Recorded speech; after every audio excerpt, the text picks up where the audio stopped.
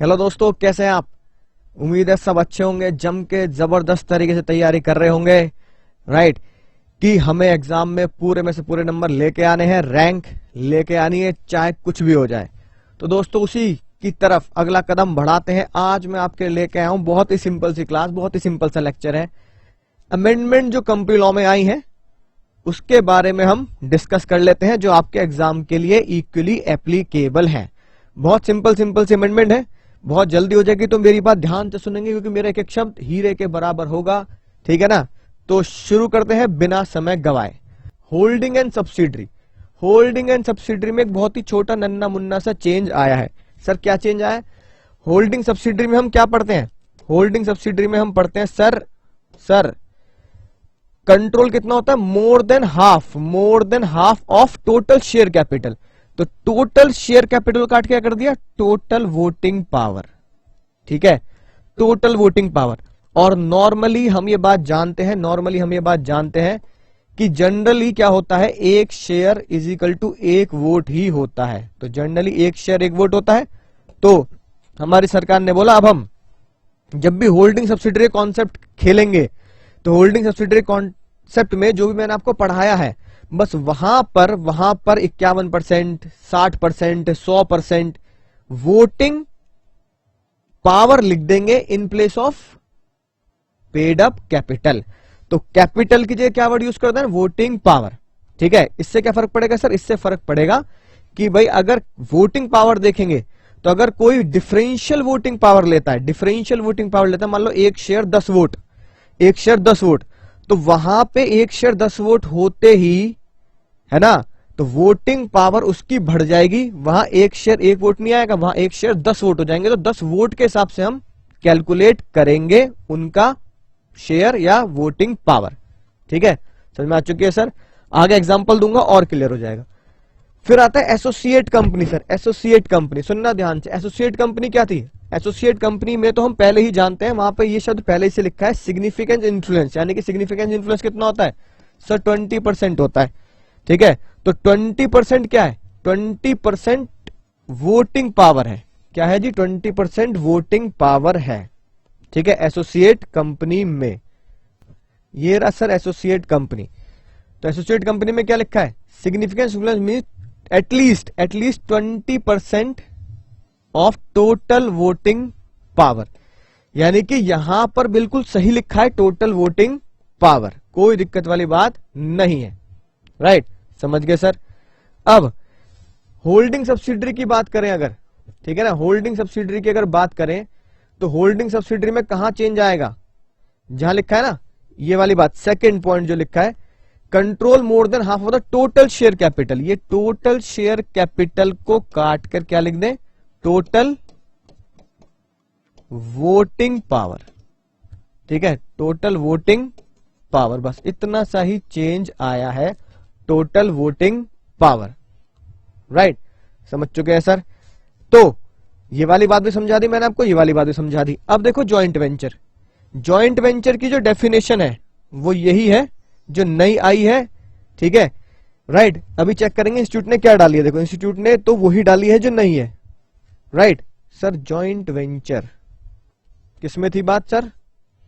ये बात थी हमारी एसोसिएट कंपनी में। देखो क्या लिखा है, joint venture means joint arrangement where by the parties that have joint control of the arrangement have right in net asset of the company. यानी कि दो कंपनी एक ज्वाइंट वेंचर कंपनी खोल लेती हैं और वोटिंग की कोई बात नहीं चल रही उसमें, वोटिंग को लेना देना नहीं है, हम तो बस ये मान रहे हैं उसमें दोनों कंपनी का ज्वाइंट कंट्रोल होगा, दोनों कंपनी का ज्वाइंट कंट्रोल होगा, ठीक है ना। राइट, किसके ऊपर? नेट एसेट के ऊपर। तो ये जो डेफिनेशन है ये आईसीएआई ने इंक्लूड कर रखी है, ये वाली बिल्कुल सेम टू सेम। सर इसमें इस डेफिनेशन का सर मतलब क्या होगा? इस डेफिनेशन का मतलब है सिंपल सी बात ये है ना कि दोनों कंपनी क्या सहमति ले रही हैं? राइट, दोनों कंपनी इस बात की सहमति लेती हैं कि हम नेट एसेट पर ज्वाइंट कंट्रोल करेंगे। सहमति की हम नेट एसेट पर ज्वाइंट कंट्रोल करेंगे। थोड़ी सी राइटिंग में है ना दिक्कतें हो जाती हैं। राइट, तो यही बात लिखी है कि सर नेट एसेट पर हम ज्वाइंट कंट्रोल करेंगे।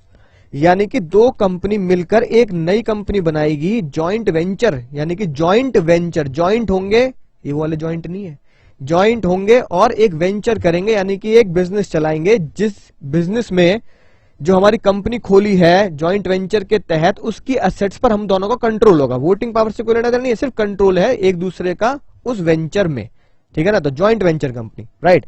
अब एक छोटा सा एग्जांपल देखते हैं, चलो जॉइंट वेंचर पे ही, ठीक है। अब देखो एक्स लिमिटेड है, एक्स लिमिटेड है, इसके 85% शेयर है ना जेड लिमिटेड में, जेड लिमिटेड में।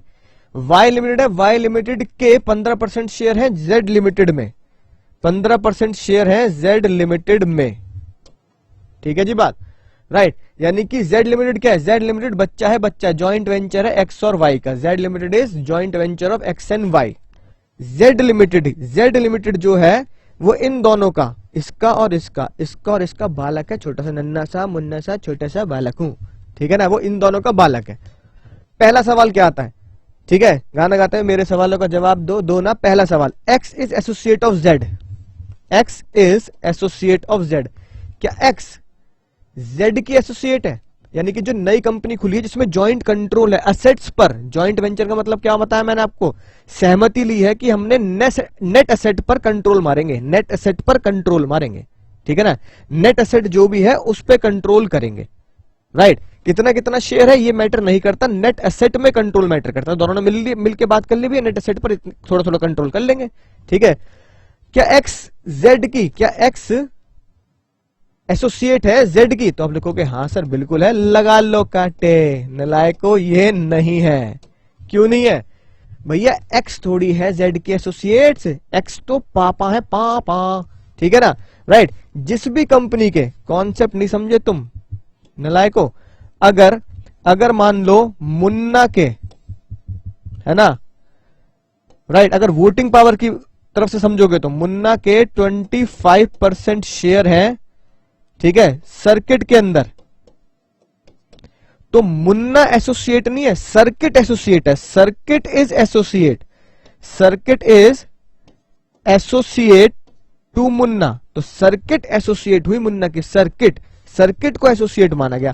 तो एक पापा है, पापा का बच्चे के अंदर, उस बच्चे के नेट एसेट के अंदर, ठीक है ना, राइट, हिस्सेदारी है, यानी कि सहमति है कि हम नेट एसेट पे कंट्रोल करेंगे, तो बच्चा ही तो एसोसिएट माना जाएगा, पापा हमसे नहीं, हम पापा से एसोसिएट माने जाएंगे। तो क्या लिखेंगे यहां नो।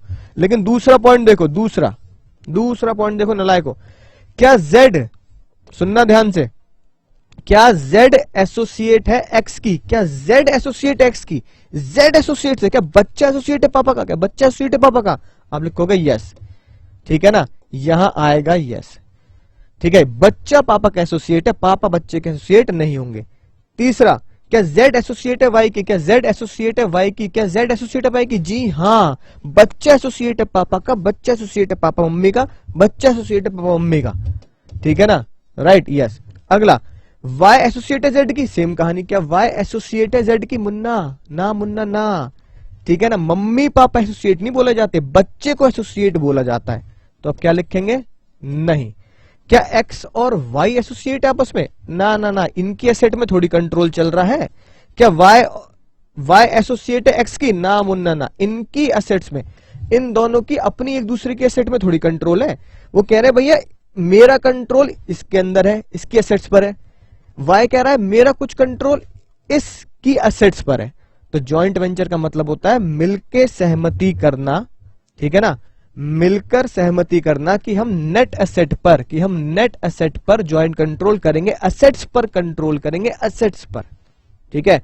उम्मीद है बात आपको समझ में आ चुकी होगी, राइट, ज्वाइंट वेंचर का कॉन्सेप्ट भी। तो सर ये अमेंडमेंट हो गई। अगली अमेंडमेंट देखो, गवर्नमेंट कंपनी, है ना, बहुत ही मजेदार, राइट, और बहुत ही सिंपल, ठीक है ना, और इसको ध्यान सुनना, बहुत ही इंपॉर्टेंट अमेंडमेंट है, बहुत ज्यादा इंपॉर्टेंट अमेंडमेंट, बिल्कुल डिटेल एनालिसिस में आपको करके दूंगा इसकी।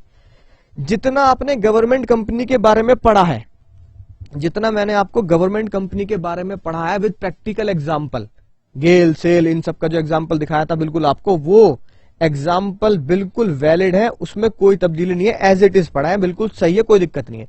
उसमें एक छोटा सा एडिशन कर दिया, आइसिंग है ना ऑन द केक, राइट, यानी कि छोटा सा एड ऑन कर दिया, एड ऑन जो है वो तो है, उसमें कुछ डिलीट नहीं है, उसमें कोई चेंज नहीं है, बस एक छोटा सा एड ऑन कर दिया है, एड ऑन कर दिया है। क्या एड ऑन किया सर? पहले देखो पुराना लॉ क्या था जो अभी भी एग्जिस्ट करता है, एग्जिस्ट क्या करता है सर? 51% और मोर पेड अप कैपिटल, कि 51% या उससे ज्यादा पेड अप कैपिटल होनी चाहिए, पेड अप कैपिटल, ये अभी भी एग्जिस्ट करता है। नया लॉ क्या है? न्यू लॉ आया कि पेड अप कैपिटल को, इस पेड अप कैपिटल जो है ना ऊपर, पेड अप कैपिटल को वोटिंग पावर पढ़ना है, पेड अप कैपिटल को वोटिंग पावर पढ़ना है। पेड अप कैपिटल जहां है वहां है, लेकिन उसको पेड अप कैपिटल को वोटिंग पावर पता है कब पढ़ना है? जब कोई कंपनी डीवीआर इश्यू करे जब कोई भी कंपनी डीवीआर इश्यू करे तब पेड अप को वोटिंग पावर पढ़ लेना, ठीक है ना। यानी जर्नली लॉ बिल्कुल सेम है, सिंपल है कि हमें पेड अप कैपिटल ही देखना है, 51% पेड अप कैपिटल, लेकिन 51% पेड अप कैपिटल को वोटिंग पावर पढ़ना है, वोटिंग पावर पढ़ना है। अगर उस कंपनी ने जिसके अंदर गवर्नमेंट के शेयर हैं, उस कंपनी ने डीवीआर इशू किए हैं, ठीक है ना, सेल गेल ने अगर डीवीआर इशू किए हैं, तब हम क्या करेंगे? पेड अप कैपिटल की जगह टोटल वोटिंग पावर देखेंगे, पेड अप कैपिटल की जगह टोटल वोटिंग पावर देखेंगे, ठीक है जी बात। एनालिसिस देखते हैं, बहुत ही सिंपल। सबसे पहला सवाल आप यही देखोगे, ठीक है ना, सबसे पहला सवाल आप यही देखोगे, क्या कंपनी ने डीवीआर इशू किए? जिस कंपनी में सरकार का पैसा लगा है, जिस कंपनी में सरकार की होल्डिंग है, क्या उस कंपनी ने डीवीआर इशू किए हैं? उस कंपनी ने डीवीआर इशू किए हैं? आंसर आएगा हाँ, डीवीआर इशू किए हैं। तो क्या देखना है? 51% of total power, 51% total voting power, total voting power, total voting power. Answer आया नहीं, डीवीआर इशू नहीं कर रखे, डीवीआर इशू नहीं कर रखे।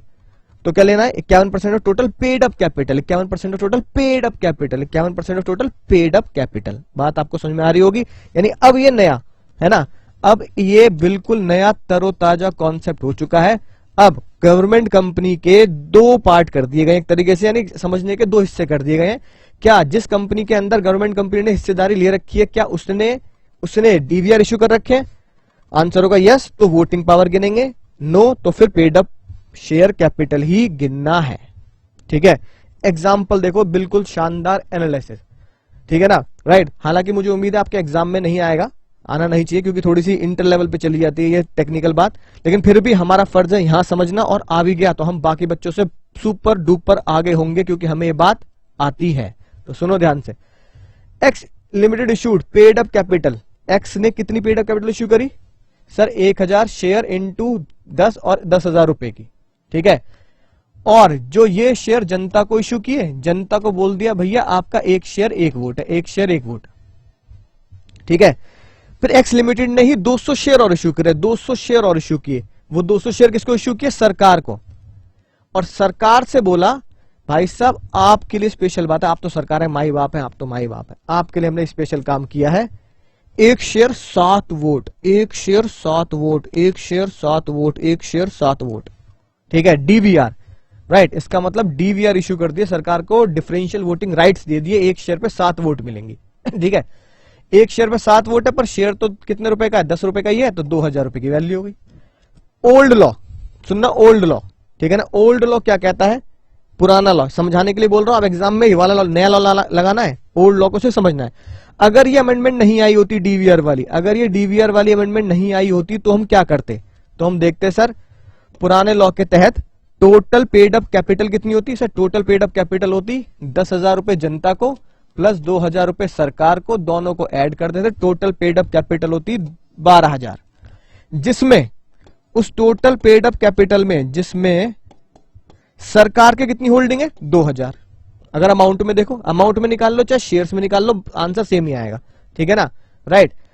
12,000 की टोटल पेड अप कैपिटल, इसमें सरकार के 2,000 है, तो सरकारी होल्डिंग कितनी हुई? सरकारी होल्डिंग, तो भैया सरकारी होल्डिंग बैठी एक्स के अंदर 16%, ठीक है ना। कितनी बैठी? मात्र 16% बैठी। तो क्या सरकारी होल्डिंग जब 16% ही है, सरकारी होल्डिंग जब 16% ही है, तो क्या एक्स लिमिटेड गवर्नमेंट कंपनी हुई? तो आंसर क्या होगा? X limited is not a government company, x limited is not a government company. पुराने लॉ के तहत अगर सॉल्व करोगे तो एक्स लिमिटेड गवर्नमेंट कंपनी नहीं बैठती। नया लॉ देखो, नया अब जो एग्जाम के लिए है ना, new law important for exam, ठीक है। एग्जाम में क्या करना है, अब ये वाला लॉ करना है। क्या पहले चेक करो, क्या पहले है ना चेक करने से पता लगता है क्या डीवीआर इशू है, क्या डीवीआर इशू है, हाँ या ना, हाँ या ना, डीवीआर इशू है या नहीं है। तो आपको पता लग रहा है कि 200 शेयर जो इशू किए हैं वो डीवीआर के साथ इशू किए सरकार का, तो आंसर हुआ यस। आंसर क्या हुआ, यस, डीवीआर इशू है। डीवीआर इशू है तो वोटिंग पावर कितनी है, 51% वोटिंग पावर, तो वही देख रहे हैं हम। डीवीआर इशू है, हाँ जी सर डीवीआर इशू है, तो डीवीआर इशू है तो वोटिंग पावर से सॉल्व करना है, तो इसलिए मैंने क्या लिख रखा है, वोट गिन, टेंशन मत ले वोट गिन, टेंशन मत ले वोट गिन। अब गिनते हैं वोट। 1000 वोट तो देखो, 1000 वोट तो पब्लिक की है, क्योंकि पब्लिक को तो एक शेयर एक वोट था सर, पब्लिक को एक शेयर एक वोट था, तो 1000 वोट तो पब्लिक की हो गई। सरकारी वोट कितनी होगी, सरकारी, सरकारी वोट हो गई सर, सरकार को 200 शेयर दिए थे, कितने शेयर दिए थे सरकार को, 200, एक शेयर पे कितनी वोट थी, 7, ठीक है, तो 200 शेयर पे कितनी होगी, 1400 वोट, तो सरकारी वोट हो गई 1400, ठीक है जी। बात सारी बात समझ में आ गई, सरकारी वोट हो गई 1400। अब समझना ध्यान से, टोटल वोटिंग कितनी होगी सर, टोटल वोटिंग होगी 2400। कैसे, 1000 हो गए पब्लिक के वोट, 1000 हो गए पब्लिक के वोट, 1400 हो गए सरकारी वोट, 1000 हो गए पब्लिक के वोट, 1400 हो गए सरकारी वोट। 1000 और 1400 समझ में आ रहे कैसे निकाला है, 1000 तो ये रहा एक शेयर एक वोट, तो शेयर कितने थे 1000, तो 1000 शेयर, एक शेयर एक वोट, तो 1000 वोट। सरकारी कितने वोट है, एक शेयर 7 वोट, तो सरकार के पास कितने शेयर है 200, तो एक शेयर के 7 वोट है, तो सरकार कितने हो गए 14। टोटल वोटिंग निकालो पहले, total voting, simple mathematics, total voting sir, total voting 2400। इस 2400 में से सरकारी वोट कितनी है, इस 2400 में से सरकारी वोट कितनी है, सरकारी वोट कितनी है, इस 2400 में से सरकारी वोट है सर 1400, सरकारी वोट है 1400, टोटल 2400 बैठी, 1000 1000 प्लस 1400, 2400, 2400 में से सरकारी वोट कितनी है, 2400 में सरकारी वोट 1400 है। परसेंटेज निकालना, परसेंटेज निकाल लो, है कि नहीं बात, यानी कि 51% से ज्यादा हो गए, नहीं हो गए सर, हो गए 51% से ज्यादा। देयरफॉर एक्स इज सरकारी कंपनी, एक्स क्या बन गई, सरकारी कंपनी बन गई, ठीक है ना। 1400 वोट हो गए हैं, ठीक है, 51% से ज्यादा हो गए हैं, 51% से ज्यादा होते ही, राइट समझ में आई ना बात, 51% से ज्यादा होते ही 1400 डिवाइड बाय 2400 है ना, अगर तुम ये करोगे इंटू 100 तो 51% ज्यादा बैठेगा, तो 51% ज्यादा होते ही एक्स क्या बन गई, सरकारी कंपनी, एक्स इज सरकारी कंपनी, एक्स इज सरकारी कंपनी। आई होप बात आपको समझ में आई होगी, यही अमेंडमेंट है, राइट। अमेंडमेंट तो बहुत छोटी सी दे रखी है, एक लाइन की दे रखी है गवर्नमेंट कंपनी के अंदर, लेकिन उसकी एनालिसिस ये निकल के आती है कि आपको पहले, ठीक है ना, आपको पहले चेक करना ये, अगर है तो वोटिंग पावर, और उसके बाद कुछ इस तरीके से कैलकुलेशन आपके सामने आएगी। उम्मीद है बात आपको अच्छे से समझ में आ चुकी होगी, ठीक है, राइट। यही एक इंपॉर्टेंट बात है, बाकी आखिरी बात और बहुत ही टुच्ची बात है, ठीक है, निधि कंपनी के बारे में हमने पढ़ा था, ठीक है ना, निधि कंपनी के बारे में। तो निधि कंपनी में जो डेफिनेशन है, निधि कंपनी कॉन्सेप्ट वही है जो हमने पढ़ा है, कॉन्सेप्ट में कोई तब्दीली नहीं है। ये देखो ध्यान से, निधि कंपनी में ये बोला गया कि सेक्शन 406 के तहत जो डेफिनेशन पहले बनाई गई थी, उस डेफिनेशन को डिलीट कर दो, पूरी पूरी डेफिनेशन काट दो, इसकी जगह बस हम नई डेफिनेशन देंगे, कॉन्सेप्ट वही है, रिश्ता वही, सोच नहीं, ये पूरी डेफिनेशन काट दें, ठीक है, यानी ये वाली पूरी की पूरी डेफिनेशन काट देंगे, डेफिनेशन में बदलाव आया, बस कट गई डेफिनेशन, सस्ता नशा वाली डेफिनेशन है, ठीक है जी, राइट। अब ये पूरा कट गया, ये पूरा कटते ही इसके नीचे जो डायग्राम दे रखा था, ठीक है, ये भी पूरा कट चुका है, राइट सर, ये भी खल्लास, खल्लास, ये भी खल्लास। सर इसकी जगह क्या गुल खिला दिए, अब इसकी जगह देखो क्या गुल खिलाए हैं हमारी भारतीय सरकार ने, बहुत ही है ना सस्ते नशे वाली वाहियात डेफिनेशन, उस डेफिनेशन को काट के ये लिख दो बस, ठीक है ना, उस डेफिनेशन को काट के ये लिख दे,